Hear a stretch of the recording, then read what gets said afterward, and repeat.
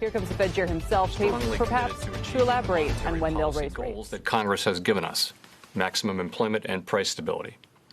Today, my colleagues on the FOMC and I kept interest rates near zero and maintained our sizable asset purchases.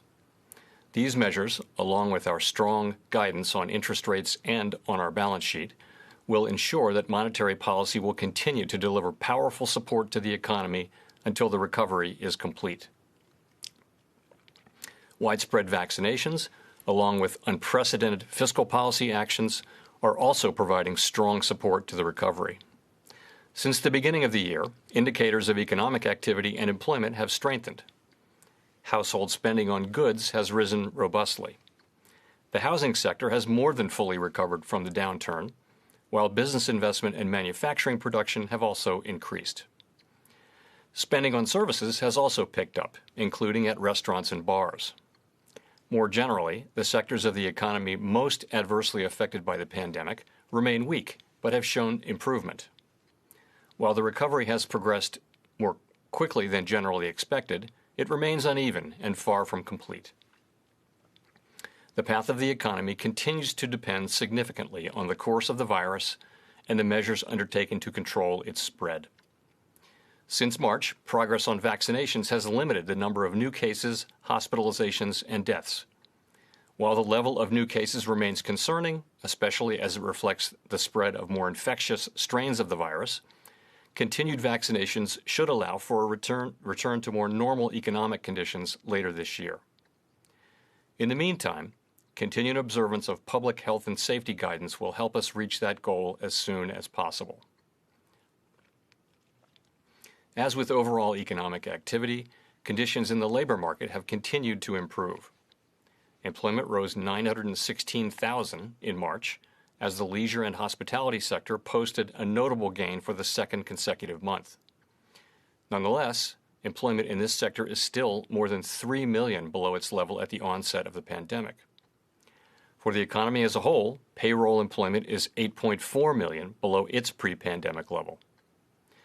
The unemployment rate remained elevated at 6% in March, and this figure understates the shortfall in employment, particularly as participation in the labor market remains notably below pre-pandemic levels. The economic downturn has not fallen equally on all Americans, and those least able to shoulder the burden have been the hardest hit. In particular, the high level of joblessness has been especially severe for lower-wage workers in the service sector and for African Americans and Hispanics. The economic dislocation has upended many lives and created great uncertainty about the future. Readings on inflation have increased and are likely to rise somewhat further before moderating. In the near term, 12-month measures of PCE inflation are expected to move above 2%, as the very low readings from early in the pandemic fall out of the calculation, and past increases in oil prices pass through to consumer energy prices. Beyond these effects, we are also likely to see upward pressure on prices from the rebound in spending as the economy continues to reopen, particularly if supply bottlenecks limit how quickly production can respond in the near term. However, these one-time increases in prices are likely to have only transitory effects on inflation. The Fed's response to this crisis has been guided by our mandate to promote maximum employment and stable prices for the American people, along with our responsibilities to promote the stability of the financial system. As we say in our statement on longer-run goals and monetary policy strategy, we view maximum employment as a broad-based and inclusive goal. Our ability to achieve maximum employment in the years ahead depends importantly on having longer-term inflation expectations well anchored at 2%. As the committee reiterated in today's policy statement, with inflation running persistently below 2%, we will aim to achieve inflation moderately above 2% for some time, so that inflation averages 2% over time and longer-term inflation expectations remain well anchored at 2%. We expect to maintain an accommodative stance of monetary policy until these employment and inflation outcomes are achieved.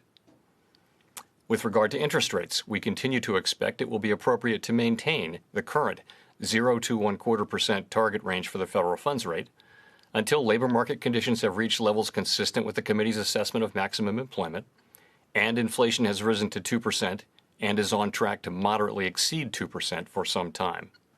I would note that a transitory rise in inflation above 2% this year would not meet this standard. In addition, we will continue to increase our holdings of Treasury securities by at least $80 billion per month and of agency mortgage-backed securities by at least $40 billion per month until substantial further progress has been made toward our maximum employment and price stability goals.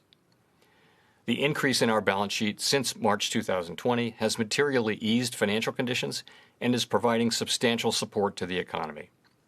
The economy is a long way from our goals, and it is likely to take some time for substantial further progress to be achieved. Our guidance for interest rates and asset purchases ties the path of the federal funds rate and the size of the balance sheet to our employment and inflation goals. This outcome-based guidance will ensure that the stance of monetary policy remains highly accommodative as the recovery progresses. To conclude, we understand that our actions affect communities, families, and businesses across the country. Everything we do is in service to our public mission. We at the Fed will do everything we can to support the economy for as long as it takes to complete the recovery. Thank you. I'll look forward to your questions. Shepard Smith here. Thanks for watching CNBC on YouTube.